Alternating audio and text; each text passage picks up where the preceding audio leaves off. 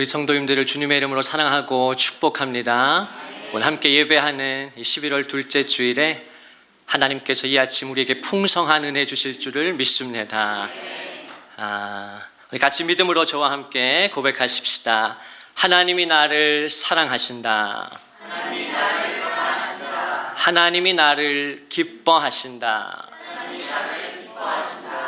하나님이 나를 창세전에 택하셨다. 하나님이 나를 지명하여 부르셨다. 하나님이 나를 그리스도의 피로 구원하셨다.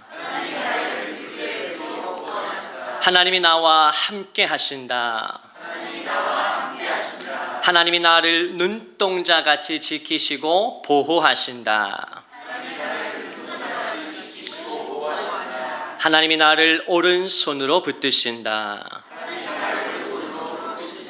하나님이 나를 성령으로 충만하게 하신다. 하나님이 내게 상상할 수 없는 은혜를 주신다. 하나님께서 우리의 진실된 고백을 받으신 줄로 믿습니다.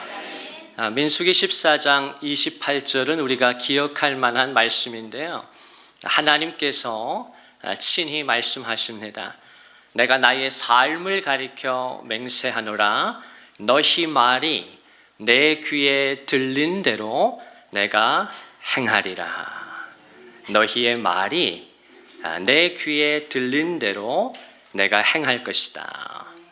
그러니까 하나님께서는 우리에게 말할 수 있는 또 언어를 주셨는데 하나님께서는 자기 백성에게 귀 기울이신다는 거예요.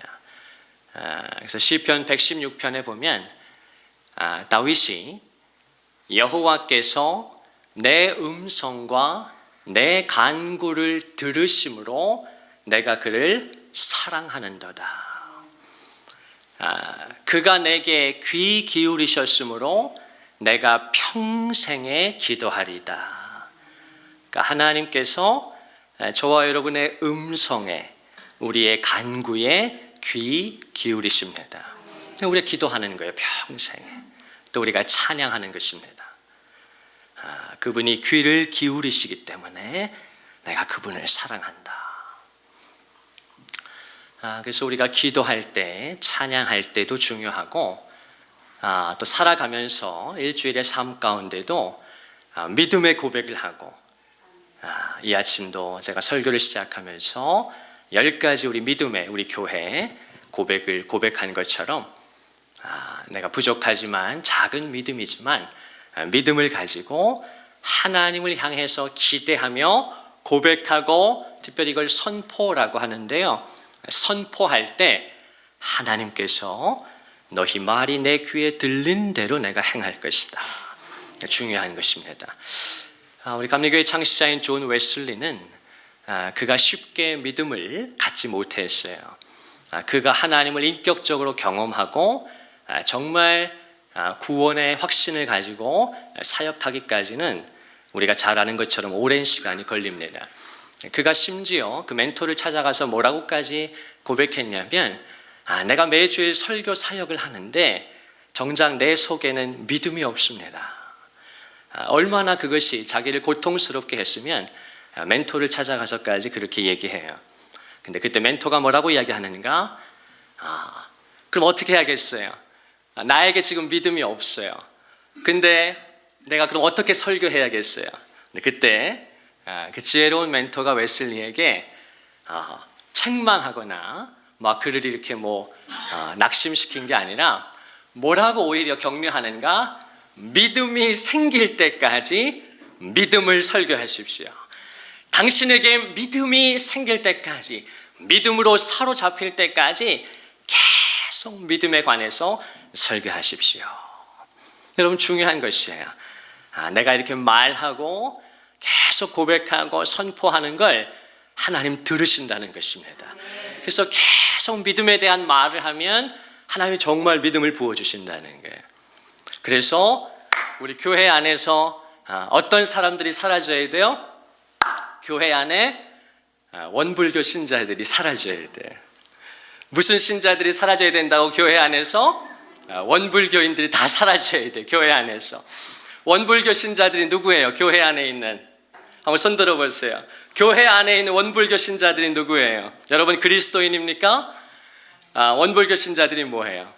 원망하고 불평하고 늘 불만스럽고 교만하고, 또 교만과 열등감은 이 양면의 동전 같은 것이기 때문에 세트로 갑니다. 우리 교회 안에서 신앙생활하면서 그러는 것이 아니라 믿음의 고백을 하고 감사하고 찬양하고, 또 다음 주 우리 추수감사절로 지키는데 11월 달에 얼마나 감사해요. 날씨도 따뜻하고 시원하고 하늘이 높고 푸르르고 감사하고. 저도 좀 옷을 산뜻하게 입었잖아요. 아내한테는 혼났지만. 그런 말을 제가 들었어요. 왜 우리나라 사람들이 이렇게 자살을 많이 하냐. 우리나라 사람들이 지금 평균 작게 잡으면 38명, 많게 잡으면 하루에 42명까지 잡아요.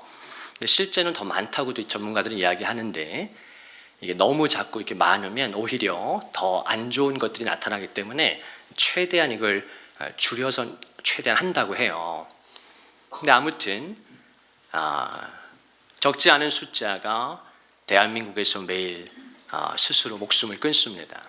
근데 한국이 OECD 국가 중에 자살률이 제일 높은 거는 부동의 1위잖아요. 근데 왜 그런가? 도대체 왜 그런가? 이게 단순히 우리나라가 그냥 헬 조선이어서 그러냐? 근데 많은 사람들이 최근에 이 한국 사람들에게 있는 언어에 대해서 좀 이렇게 분석하기 시작했는데, 우리나라 사람들이 가지고 있는 특유의 언어 속에 뭐가 많아요? 죽겠다가 너무 많다는 거예요. 죽겠다. 전 세계 사람들이 그런 표현이 없는데, 유독 우리나라 사람들에게 언어 습관 속에서 말끝마다 힘들어 죽겠네, 뭐 해서 죽겠네, 못 살겠네, 늘 그런 것들이 있다는 거예요. 그래서 그 언어가 마음을 지배하고 역사하니까 그렇게 대한민국 사람들이 그렇게 안 좋은 결과를 많이 하는 게 아닌가, 이제 그런 이야기들을 하고, 그럼에도 불구하고 감사한 것은 그것이 한국을 오랫동안 짓누르고 있었는데, 그래도 우리나라에 복음이 들어오고 교회가 활성화되고, 교회 안에서 뭐 합니까? 우리는 원불교 신자들이 아니잖아. 교회 안에서 뭐 해요? 늘 찬양하고 예배하면서 감사하기 시작하고, 하나님께 감사하고 이웃에게 감사하기 시작하고, 언어가 바뀌고, 그러면서 한국이 회복되고 변화되고 있다. 그런 분석을 냈는데 제가 굉장히 인상 깊게 동의하면서 들었어요. 여러분, 한 끗 차이입니다. 자살과 살자는 한 끗 차이예요. 똑같은 음절입니다. 똑같은 말이지 않아. 근데 내가 한순간 마음을 잘못 먹으면 자살이라는 걸 생각하게 되고, 그러나 한 번만 뒤집으면 뭐예요? 살자가 되는 거예요. 살자. 제가 금요 기도회 때도 한번 말씀드렸지만 또 한 끗 차이입니다. God is nowhere. 하나님은 어디에도 없다. 하나님은 죽었다. God is nowhere. 하나님은 어디에도 없다 라고 말하는 인생이 있고, 똑같은 철자인데 띄어쓰기만 하면, nowhere를 띄어쓰기만 하면 어떻게 돼요? Now here가 되는 거예요. God is now here. 뭐예요? 하나님이 지금 이 자리에 계신다. 하나님이 나의 평생에 나와 함께 하신다. 내가 어디에 초점을 맞출 것인가? 내가 어떤 생각을 가지고 살아가고 어떤 말을 할 것인가가 인생을 결정합니다. 제가 이렇게 좀 늘 기억하려고 하는 말이 있는데요. 제가 제 책에서도 인용했던 부분인데 요새 좀 많이 더 생각이 나는 것 같아요. 찰스 스펄전 목사님이 그런 말을 합니다. 우리가 살아가면서 실망스러운 일을 만날 때마다 그 실망이라는 단어를 한 철자만 바꾸면 그분의 약속이 된다는 거예요. 이게 무슨 말이냐? 이 사람은 이제 영국 사람이니까 영어에서 실망이라는 단어가 뭡니까? disappointment잖아요. disappointment. 근데 실망이에요. 오늘도 실망스러워. 이런저런 실망스러운 일이 생기고, 또 정말 힘들 때는 언제입니까? 나 자신에 대해서 실망할 때죠. 이건 정말 힘든 것 같아. 나를 봐도 실망스럽고, 내 주위를 봐도 실망스러워요. 내 삶에 일어나는 일들이 만족스럽지 못해 실망스러워. 자꾸 우리가 낙심이 되고 마음이 이렇게 다운되는데, 그 disappointment의 D를 H로 바꾸면, 그리고 띄어쓰기만 해주면 어떻게 되는가? disappointment가 놀랍게도 his appointment가 되는 거예요. disappointment가 아니라 his appointment. 뭡니까? 그분의 약속이 되는 거예요. 그래서 우리가 살아가면서 실망스러운 일을 만날 때마다 낙심하지 말고, 바울처럼, 로마서 4장의 바울이 고백했던 것처럼 아브라함의 믿음을 가르쳐주면서 그가 그의 인생에 실망스러운 일을 만날 때마다 낙심하고 믿음이 없어진 것이 아니라 뭐라고 말합니까? 오히려 믿음에 견고하여져서 하나님이 약속하신 것을 능히 이루실 줄 어떻게 했다고요? 확신하였다. 그것이 하나님을 영화롭게 했다는 것이고, 그의 삶에 하나님의 약속들을 하나님께서 아브라함에게 이루어 주셨잖아요. 우리의 삶에 실망스러운 일을 만날 때 하나님의 약속을 기억하는 저와 여러분 되기를 주님의 이름으로 축원을 드립니다. 오늘 우리가 오랜만에 다시 시편으로 좀 돌아오겠습니다. 시편 103편으로 돌아와서 오늘 4절 말씀을 가지고 제가 헤세드의 깊은 사랑을 우리 성도들과 나누기를 원합니다. 우리 1절부터 한번 같이 한번 읽겠습니다. 시작. 내 영혼아 여호와를 송축하라. 내 속에 있는 것들아 다 그의 거룩한 이름을 송축하라. 내 영혼아 여호와를 송축하며 그의 모든 은택을 잊지 말지어다. 우리 2절 한번 다시 읽습니다. 시작. 내 영혼아 여호와를 송축하며 그의 모든 은택을 잊지 말지어다. 그가 내 모든 죄악을 사하시며 내 모든 병을 고치시며 내 생명을 파멸에서 속량하시고 인자와 긍휼로 관을. 아멘 아멘. 4절까지. 우리가 왜 하나님을 송축해야 하는가? 왜 하나님을 찬양해야 하는가? 하나님께서 저와 여러분에게 은택을 베풀어 주십니다. 은혜와 그에 따른 혜택을 베풀어 주시는데 우리의 죄악을 용서해 주신다. 하나님께서 우리의 모든 죄악을 용서해 주십니다. 우리가 붙들어야 하는 요한 1서 1장 7절에 보면 그 아들 예수의 피가 우리를 모든 죄에서 깨끗하게 하실 것이요. 예수의 피가 우리를 모든 죄에서 깨끗하게 해주십니다. 다윗이 그가 내 모든 죄악을 사해 주신다. 저와 여러분에게 용서가 필요한데 하나님께서는 기꺼이 용서해 주신다는 거예요. 그리고 그가 너의 모든 병을 고쳐주신다. 우리의 영혼과 마음과 육신의 곤고함을 하나님은 능히 치유해 주실 수 있다. 자, 그리고 4절 말씀에 어떤 말씀이 이어지는가? 너의 생명을 파멸해서 구속하신다. 우리 옛날 개역 한글에는 이제 구속, 개정은 이제 속량이라 더 구체적인 표현인데요. 너의 생명을 파멸해서 속량하신다. 저와 여러분 우리 모두는 죄로 말미암아 죽을 수밖에 없고 지옥에 갈 수밖에 없습니다. 그게 인간의 비참한 실존이에요. 우리가 사는 게 왜 이렇게 고통스러운가? 왜 이렇게 힘든가? 불행한가? 우리의 죄와 죽음과 지옥의 권세가 우리를 누르고 있기 때문에 그렇습니다. 그런데 하나님의 은혜가 무엇인가? 우리의 생명을 파멸해서 속량해 주신다는 거예요. 죄와 죽음과 지옥으로부터 우리를 구원해 주십니다. 여러분, 그 구원의 은혜와 감격이 있기를 주님의 이름으로 축복합니다. 그렇기 때문에 하나님을 찬양해야 한다. 우리 말씀을 띄워주세요. 4절 말씀. 그 다음에 어떤 표현이 등장합니까? 우리 한 번만 더 읽습니다. 3번만 좀 읽어볼까요? 너무너무 소중한 말씀. 우리 마지막 부분 파란 글씨로 되어 있는 3번 읽겠습니다. 시작. 인자와 긍휼로 관을 씌우시며. 우리 한 번 더. 인자와 긍휼로 관을 씌우시며. 우리 마지막이요. 인자와 긍휼로 관을 씌우시며. 하나님께서 성도에게 어떤 은택을 주시는가, 어떤 은혜와 복을 주시는가, 저와 여러분의 생명을 죄와 죽음과 지옥에서 파멸해서 구원하시고 나서 어떻게 하십니까?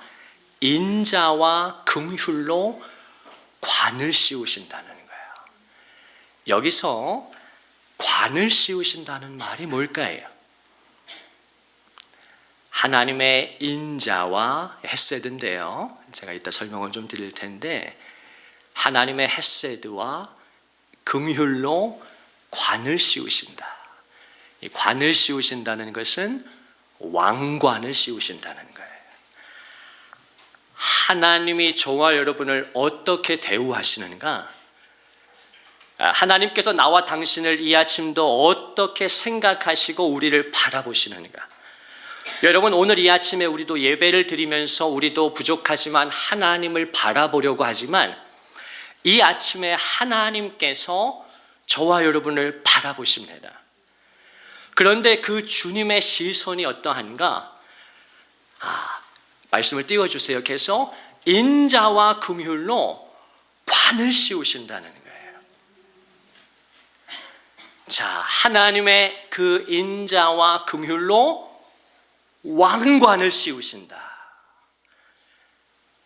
하나님께서 이 아침에 저와 여러분을 왕처럼 대우하신다는 거예요. 여러분, 어떤 모습으로 또 어떤 마음으로 이 아침에 오셨어요? 하나님 앞에. 하나님께서는 이 아침에 이 예배를, 또 예배 드리는 저와 여러분을 하나님은 어떻게 여기시는가? 하나님의 인자와 긍휼로 왕관을 씌워주신다. 하나님은 자기 백성을, 저와 여러분을, 부족하고 연약한데 죄와 허물이 있는데 때로는 우리의 내면을 보면 오염덩어리인 것 같고 정말 추하고 쓴뿌리로 가득한 선한 것이 나오지 않는 나인데, 하나님은 이 아침에 저와 여러분을 그렇게 보지 않고 추하고 못났다고 구제불능이라고 쇳덩어리라고 하나님 그렇게 보시지 않고 하나님의 인자와 긍휼로 나와 당신을 왕관을 씌워 주셨다는 것입니다. 다윗이 이걸 깨닫고 내 영혼아, 내 속에 있는 것들아, 여호와를 송축해야 한다. 전심으로 하나님을 찬양해야 한다. 감탄하잖아, 우리 아이가. 감격이 여러분에게 있기를 주님의 이름으로 축원을 드립니다. 하나님께서 왕관을 씌워주시는 거예요. 이건 무슨 말이냐? 하나님이 저와 여러분을 어떻게 하신다는 거예요? 존중한다는 거예요. 존중하신다. 요새 시쳇말로 뭐 한다고 그래요? 디스한다 그러잖아요. 디스한다. 근데 하나님은 저와 여러분을 그렇게 하는 게 아니라 리스펙트 하는 거예요. 우리를 존중하시는 거예요. 그게 바로 이 관을 씌우신다는 의미예요. 성경에 여기만 나타나는데 왕관을 하나님께서 씌워주신다. 이사야 43장 4절에 보면 하나님께서 자기 백성을 어떻게 여기시는가? 내 눈에 너는 보배롭고 존귀하다고 말씀하세요. 내 눈에 너는 보배롭고 존귀하다. 골로새서 3장 12절에는 뭐라고 말씀합니까? 그러므로 너희는 하나님이 택하사 거룩하고 사랑받는 자처럼 긍휼과 온유와 오래 참음을 옷 입어야 한다. 주님을 닮아서. 그런데 그 전에 뭐라고 말씀하는가? 우리의 정체성을 먼저 가르쳐 주시는데 너희는 하나님이 택하사 거룩하고 사랑받는 자다. 여러분, 이것이 성도의 아이덴티티예요. 한번 같이 고백하십시다. 거룩하고 사랑받는 자. 우리 한번 가슴에 손을 얹고 저를 따라서 고백하십시다. 나는 거룩하고 사랑받는 자다. 나는 거룩하고 사랑받는 자다. 하나님께서 그렇게 말씀하시는 거예요. 하나님께서. 그래서 로마서 8장에 성경에서 가장 중요한 게 로마서 8장이라고 많이 이야기하는데 그 마지막 이제 31절 이하에 이제 마지막 결론에 가면 막 거기 그냥 바울의 감당할 수 없는 그 하나님의 은혜와 사랑에 대한 감격이 나오지 않습니까? 거기에 바울이 뭐라고 이야기합니까? 만일 하나님이 우리를 위하시면 누가 우리를 대적할 것인가? 의롭다 하신 이는 하나님이시니 누가 나를 정죄할 것인가? 그리고 35절에 가면 누가 우리를 그리스도의 사랑에서 끊으리요? 마지막 38절 39절 그러므로 내가 확신하노니 이 세상의 그 어떤 것도 우리를 우리 주 그리스도 예수 안에 있는 하나님의 사랑에서 끊을 수 없으리라. 아멘. 끊을 수 없으리라. 왜 그렇습니까? 지금 누가 저와 여러분을 택했다는 거예요? 하나님이. 누가 지금 당신을 거룩하고 사랑받는 자라고 말씀해 주시는 거예요?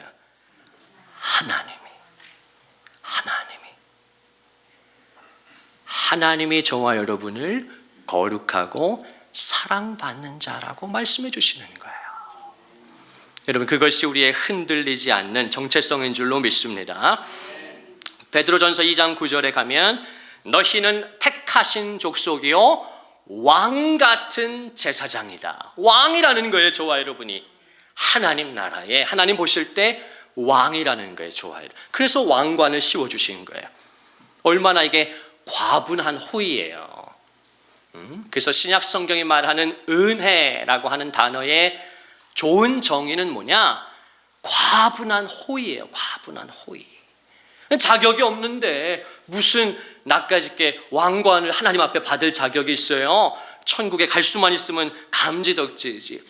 근데 하나님께서 과분한 호의를 베풀어 주시는 거예요. 너는 택하신 족속이다. 왕 같은 제사장이다. 거룩한 나라다. 나의 소유된 백성이다. 저와 여러분이 누구의 소유입니까? 하나님의 소유된 백성. 그래서 이사야 43장 1절에 가면 아까 4절을 읽었는데 1절에 가면 내가 너를 지명하여 불렀나니 너는 내 것이다. 우리가 누구의 것입니까? 하나님의 것이에요. 그러니까 이런 말씀들을 통해서 우리가 뭘 깨닫게 되는가, 뭘 배우게 되는가, 주님의 마음을 배우게 되는데 하나님께서 이렇게 나를 존중하신다. 이렇게 나를 선대하신다는 거예요. 그럼 여기서 성도가 뭘 배우게 됩니까? 하나님이 나에게 이렇게 신실하시기 때문에 나도 그분 앞에 충성하게 되는 거예요. 하나님이 나를 이렇게까지 사랑해 주시기 때문에 우리도 하나님을 사랑하게 되는 거예요.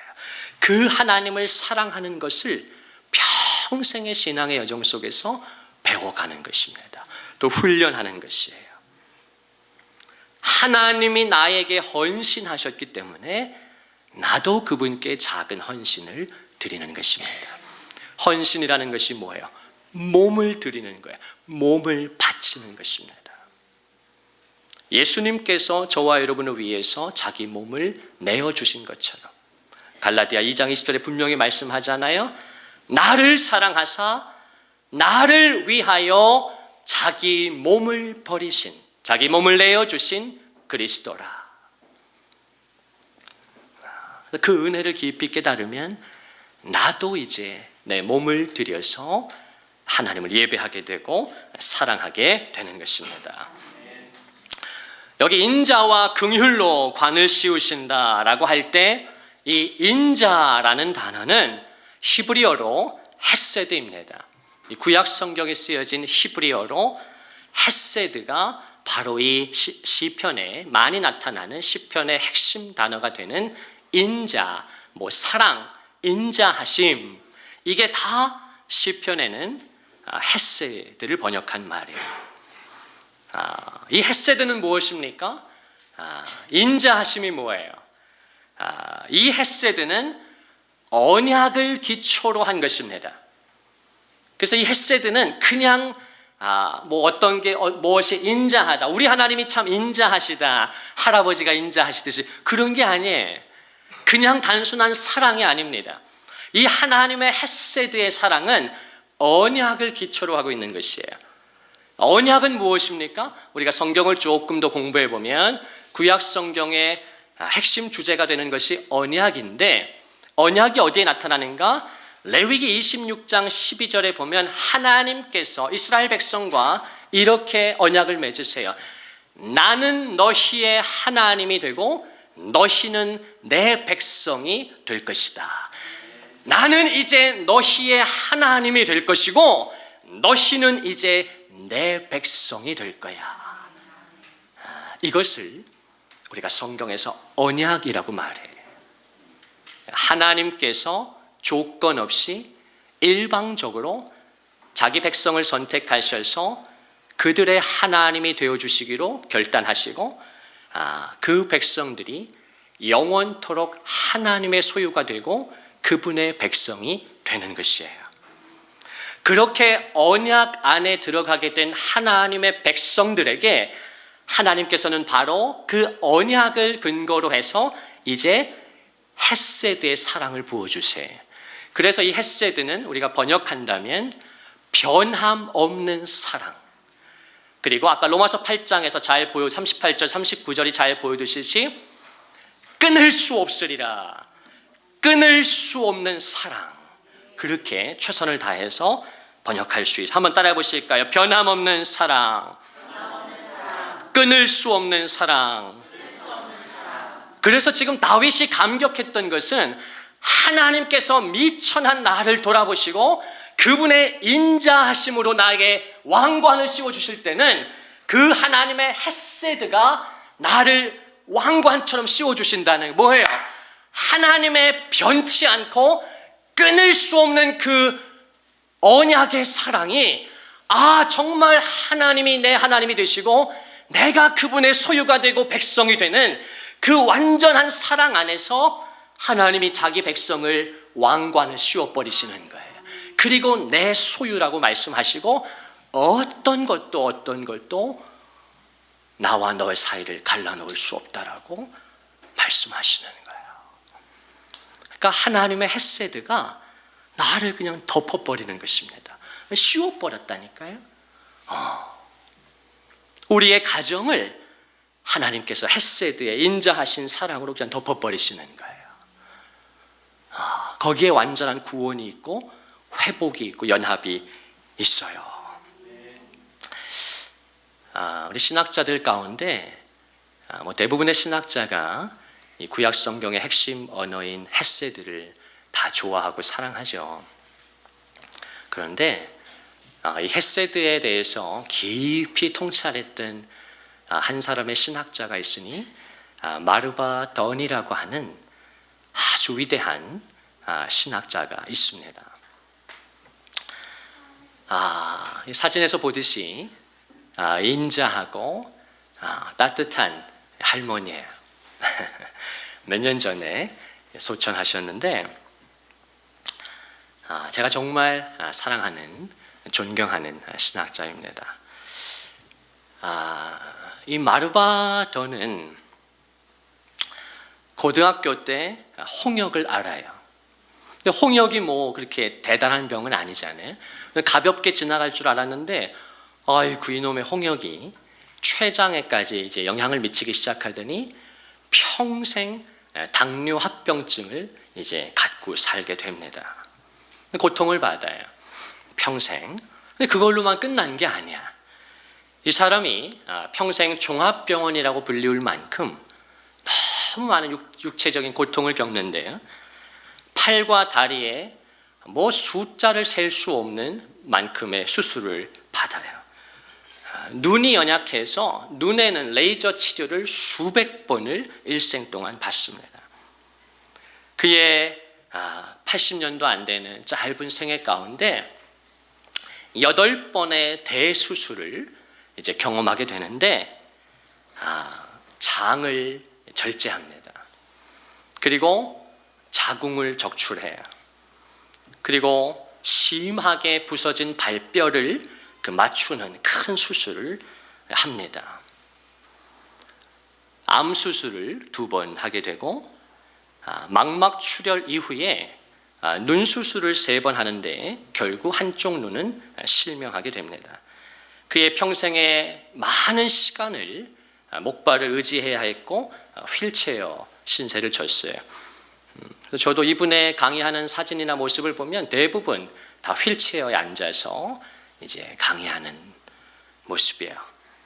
이분의 신장도 25%밖에 작동하지 못했어요.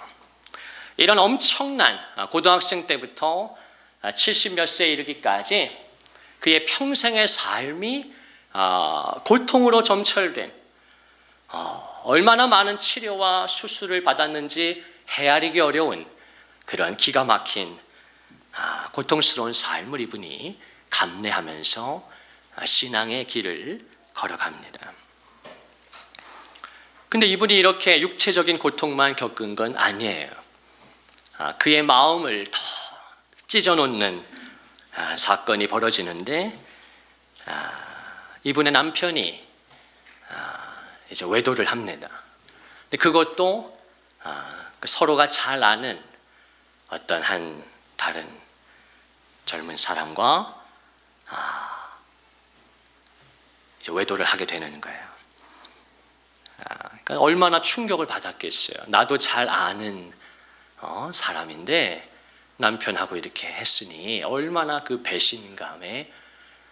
그래서 이분의 글을 보면 육체적인 고통보다 그때 남편에게 받았던 그 상처와 그 배신감이 훨씬 더 깊게 이렇게 묘사가 되어 있어요. 결국 이제 이혼을 이제 하게 됩니다. 끝까지 남자를 기다렸는데 끝내 남편이 돌아오지 않고, 그 남편이 다시 그 여자와 결혼하는 그날, 결혼식 날, 이 마르바돈이 이제 마지막 마음을 정리합니다. 끝까지 기다렸는데 결국 마음을 정리해요. 그러고 나서 한 10여 년간 깊은 침체에, 고통에 이제 빠져 들어갑니다.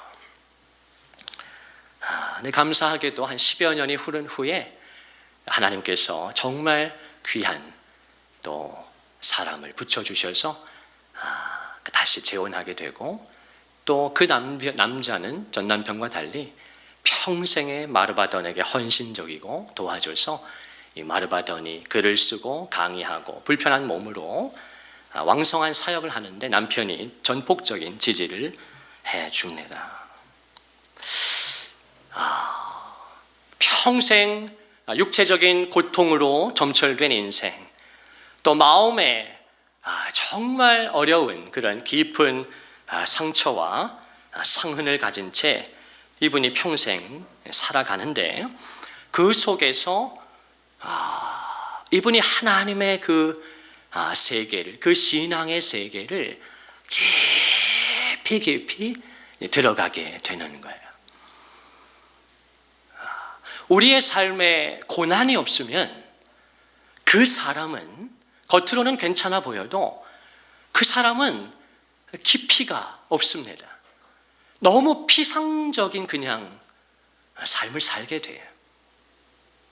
그런데 우리의 삶의 고난과 고통을 통해서 깊이 그 속에서 낮아지는 마음, 깨어지는 마음, 상한 심령, 그리고 하나님과 깊은 교제하는 가운데 하나님이 나를 만지시고 치유하시고 회복하시는 과정에서 성도는 이제 깊은 그런 신앙과 인격을 가지게 됩니다. 그래서 그 사람이 다른 사람을 위로하게 되고 세워주는 사람이 돼요. 하나님 그렇게 우리를 빚어가시는데 이 마르바돈이 그 깊은 침체와 우울과 절망 속에서 주저앉은 것이 아니라 시편 37편의 다윗의 고백처럼 그는 넘어지나 의인도 때로 넘어지지만 아주 엎드러지지 않는 것은 여호와께서 그의 손으로 붙드심이로다. 의인은 넘어지나 의인에게 고난이 없다고 성경이 말하지 않습니다. 의인은 절대로 넘어지지 않는다고 말하지 않아요. 그는 넘어지나 아주 엎드러지지는 않는다. 왜냐하면 여호와께서 그분의 손으로 붙들고 계시기 때문에. 아멘, 아멘. 그래서 마르바돈이 자주 넘어졌으나 아주 엎드러지지 않고 일어나서 또 말씀을 읽고 또 하나님이 주신 특별한 지성과 영성으로 깊이 말씀을 연구하면서 그 불편하고 고통스러운 삶의 환경 속에서 왕성한 지필 사역을 합니다. 그리고 신학교의 교수로서 전 세계를 다니면서 강의하고 복음을 증거해요. 저도 이분의 책을 많이 가지고 있어요. 이 마르바돈이 이 하나님의 이 시편에 나타난 이 구약 성경에 나타난 헤세드, 하나님이 자기 백성과 언약을 맺으시고 그 언약 안에서 변함없이 신실한 그 사랑을 베푸시는 하나님을 발견하고 묵상하고 그것이 내 삶의 실제가 되어가는 과정을 일생에 겪으면서 그가 헤세드에 대해서 깊이 깨닫게 돼요. 그리고 이렇게 헤세드의 본질을 가르쳐 줍니다. 헤세드의 깊은 의미가 무엇인가? 하나님이 결코 우리를 돌보시는 일을 멈추시지 않으신다. 이게 마르바돈이 그의 평생에 배우고 경험하고 깨달은 하나님의 헤세드의 사랑이에요. 하나님이 우리를 돌보시는 것을 결코 멈추시지 않는다. 그러니까 하나님께서 자기 백성을 계속해서 변함없이 끊임없이 하나님은 자기 백성을 돌보신다는 거예요. 베드로전서 5장 7절에도 하나님은 사도 베드로를 통해서 가르쳐 주시죠. 너희 염려를 다 주께 맡겨라. 이는 그가 너희를 돌보심이라. 여러분, 이 아침에 우리의 걱정, 근심, 염려를 다 주께 맡겨버리십시다. 그 근거가 어디에 있습니까? 이는 그가 너희를 돌보심이라. 하나님이 저와 여러분을 돌보아 주신다는 거예요. 육신적인 고통 속에서도 또 심적인 고통 속에서도 어려움 중에도 또 때로 영적인 침체 중에도 하나님 우리를 돌보시는 것을 결코 멈추신 적이 없다는, 지금도 하나님이 우리를 돌보고 계십니다.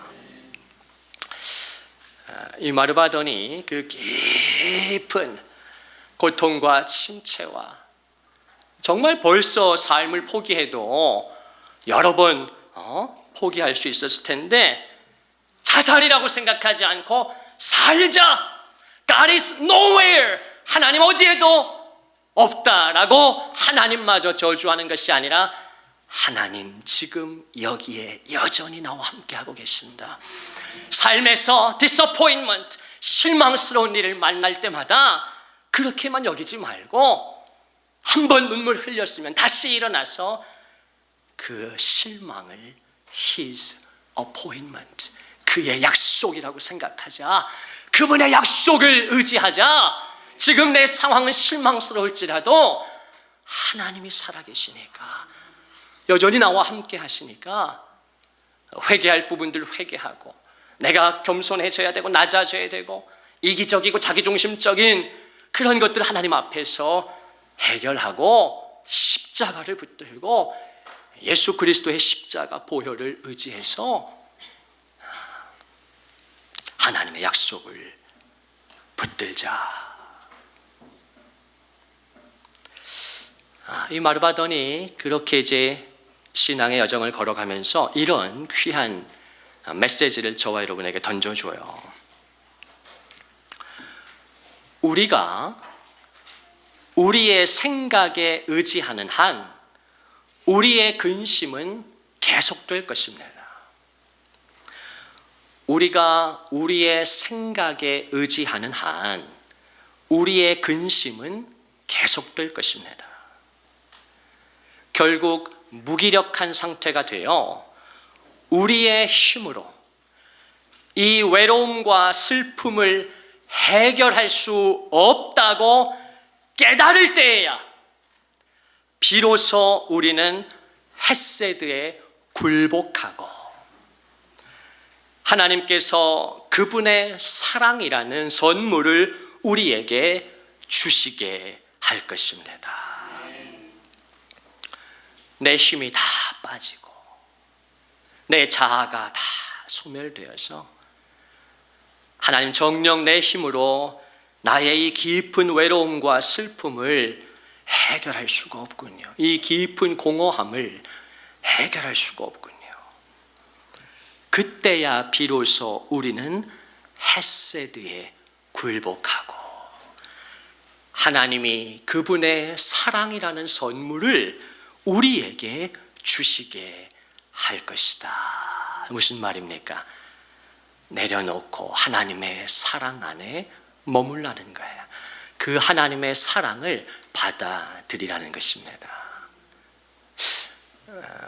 저는 개인적으로 사랑의 노래들이네, 그 찬양 제가 참 좋아하거든요. 제 신앙과 잘 맞아요. 사랑의 노래들이네 나의 구주 예수님께 따라라라라라라 나의 구주 귀하신 예수.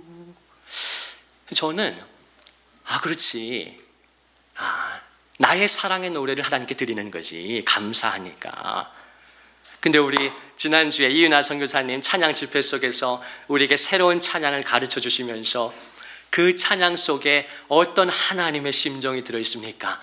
너는 아느냐? 너는 나의 은혜를 얼마나 알며 나의 사랑의 노래를 너는 아느냐? 제가 그때 얼마나 깊은 은혜를 받았는지 몰라요. 그렇지, 내가 하나님께 사랑의 노래를 부를 수 있는 것도 그분이 먼저 나를 사랑해 주셨고 그분이 지금도 나와 우리 가정과 교회와 성도들을 향해서 사랑의 노래를 끊임없이 불러주시기 때문에 내 안에 작은 사랑의 노래가 흘러나오는 것이지. 여러분, 저와 여러분은 먼저 하나님의 사랑에 깊이 빠져들어야 하는 줄로 믿습니다.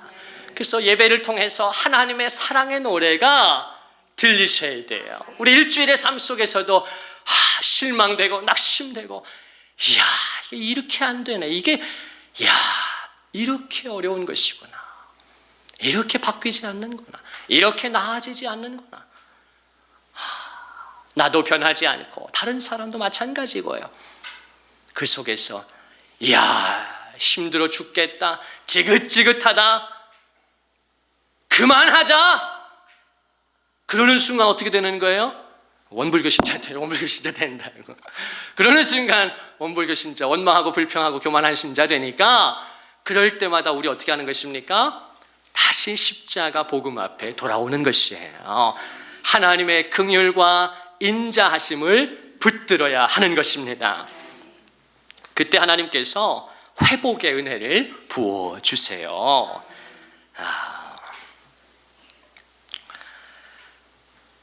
다윗이 시편 103편에서 특별히 8절에 보면 이렇게 하나님의 성품을 우리에게 가르쳐 주는데요. 우리 같이 한번 읽어보겠습니다. 우리 하나님이 이런 분, 오늘 예배하는 우리 자녀들도 이 말씀을 같이 한번 읽어보겠습니다. 시작. 여호와는 긍휼이 많으시고 은혜로우시며 노하기를 더디하시고 인자하심이 풍부하시도다. 아멘, 아멘. 여러분, 이분이 성경이 가르쳐주는 하나님의 진면목이에요. 우리 하나님은 긍휼이 많으시다, 은혜가 풍성하시다, 노하기를 더디하신다. 여러분, 하나님이 저와 여러분에게 참지 않으시면 어떡할 거예요? 하나님이 우리가 잘못할 때마다 노하기를 멈추지 않으면 어떻게 우리가 견딜 수가 있겠어요? 하나님께서 자기 백성을 향해 노하기를 더디하신다. 그리고 그의 인자하심, 이게 바로 뭐예요? 헤세드, 하나님의 그 헤세드가 넘치시는도다. 다윗의 이 고백은요, 이 시편 103편 8절의 이 은혜로운 고백은 성경에 보면 하나님께서 모세에게 자신을 계시하실 때 가르쳐 주었던 하나님의 속성이에요. 우리가 출애굽기 34장에 보면 하나님께서 모세에게 자신을 계시하십니다. 나는 이런 하나님이야 라고 말씀하세요. 얼마나 중요하겠어요. 출애굽기 34장 6절인데, 자, 우리 말씀 한번 같이 볼까요? 하나님이 이렇게 말씀하세요. 얼마나 중요한 말씀이겠어요. 자, 같이 한번 읽겠습니다. 시작. 여호와라, 여호와라, 자비롭고 은혜롭고 노하기를 더디하고 인자와 진실이 많은 하나님이라. 아멘, 아멘. 이분이 바로 우리가 믿고 섬기고 오늘도 예배하는 하나님이십니다. 여호와라, 여호와라, 나는 자비롭고 은혜로우며 노하기를 더디한다. 여러분, 이게 정말 저에게는 얼마나 위로가 되는지 몰라요. 노하기를 더디하신다, 하나님. 소망이 생기죠. 인자와 진실이 많은 하나님이다. 성현아, 은혜영광교회야, 사랑하는 아들과 딸아, 네가 나를 아니, 나의 사랑을 아니. 여기서도 인자가 바로 뭐예요? 헤세드, 헤세드. 하나님의 변함없는 사랑, 끊을 수 없는 사랑.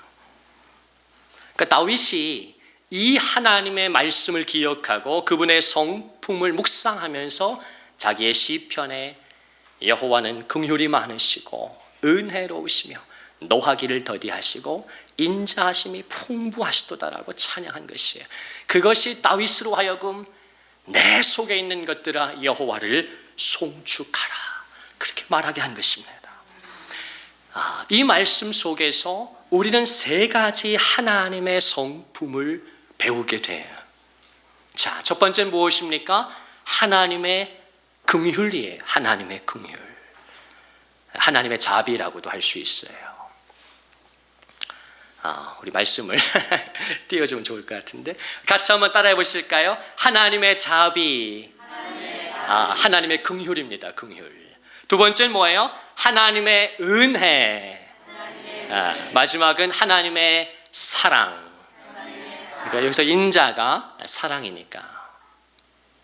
이 출애굽기 34장 6절과 시편 103편 8절을 통해 하나님은 자기 백성에게, 저와 여러분에게 오늘 이 아침에도 하나님이 누구신지를 가르쳐 주는데, 하나님의 속성이 무엇인가? 하나님의 긍휼, 하나님의 은혜, 하나님의 사랑. 우리 한 번만 더 따라 하십시다. 하나님의 긍휼, 하나님의 은혜, 하나님의 사랑.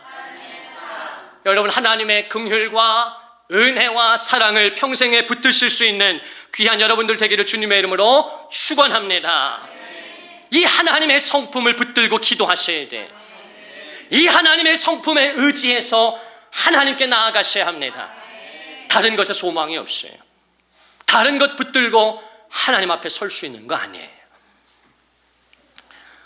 그래서 다윗이 이 하나님을 알았기 때문에 그의 위대한 시편 51편에 보면 그가 범죄하고 나서 그 죄를 깨닫고 나서 선지자의 책망을 통해 내가 도대체 무슨 짓을 저질렀는지를 자각하고 나서 그가 깊이 하나님 앞에 통회하고 마음을 쏟은 다음에 그가 하나님 앞에 정죄된 고백으로 주님 앞에 나아갑니다.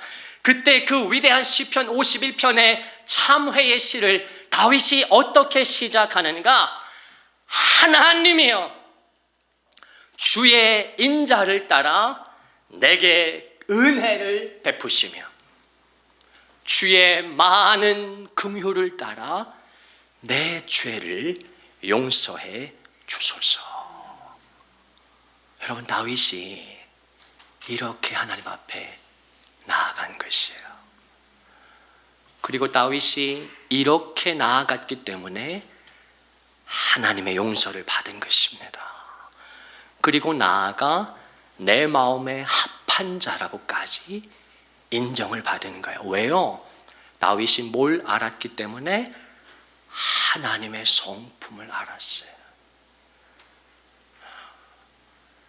내 죄는 크고 엄중하지만 그걸로 끝나지 않아요.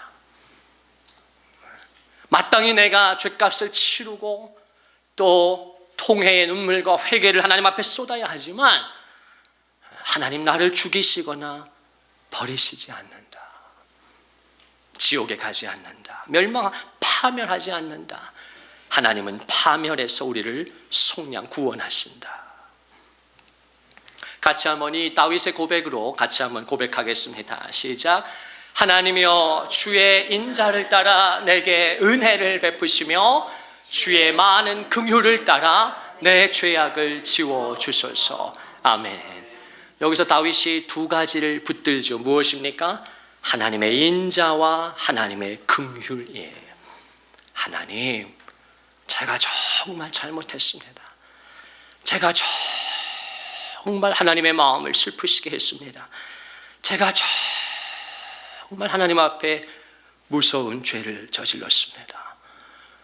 그러나 주여, 주님의 인자하심을 따라 그 헤세드, 그 사랑을 따라 저에게 은혜를 주시기를 원합니다. 인자와 진실이 많은 하나님이라고 하셨으니 주의 많은 긍휼을 따라 하나님 저의 죄악을 용서해 주십시오. 다윗이 깊이 하나님 앞에 통회한 것이에요. 여러분, 회개는 하나님으로부터 회복의 문을 여는 열쇠가 됩니다. 하나님은 자기 백성을 회복시키기를 원하는데 어떻게 우리를 회복시키시는가? 회개를 통해서 하나님은 초자연적인 회복의 문을 열어 주십니다. 나와 하나님과의 관계가 회복되어야 합니다.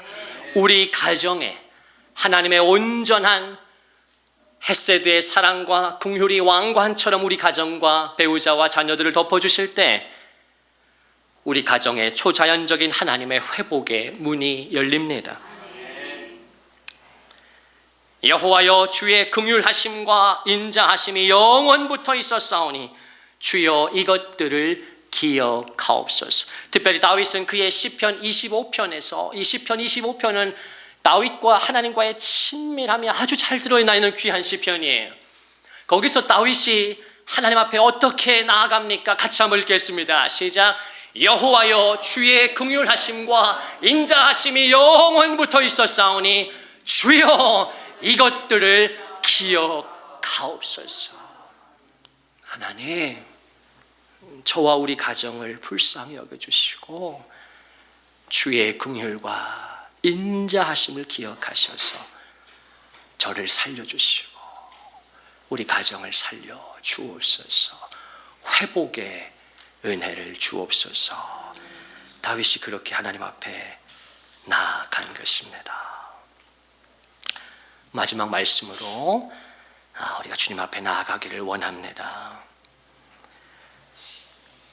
이런 다윗의 마음이 아주 잘 들어있는 것이, 이 하나님의 헤세드를 붙드는 다윗의 신앙이 잘 나타난 것이 시편 63편입니다.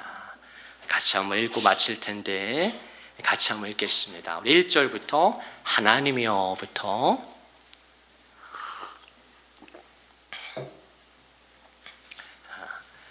우리 같이 한번 읽겠습니다. 시작. 하나님이여, 주는 나의 하나님이시라. 내가 간절히 주를 찾되 물이 없어 마르고 황폐한 땅에서 내 영혼이 주를 갈망하며 내 육체가 주를 앙모하나이다. 이 다윗의 고백이 여러분의 고백되기를, 이번 한 주간 우리의 고백되기를 주님의 이름으로 축복합니다. 하나님, 주는 나의 하나님이시라.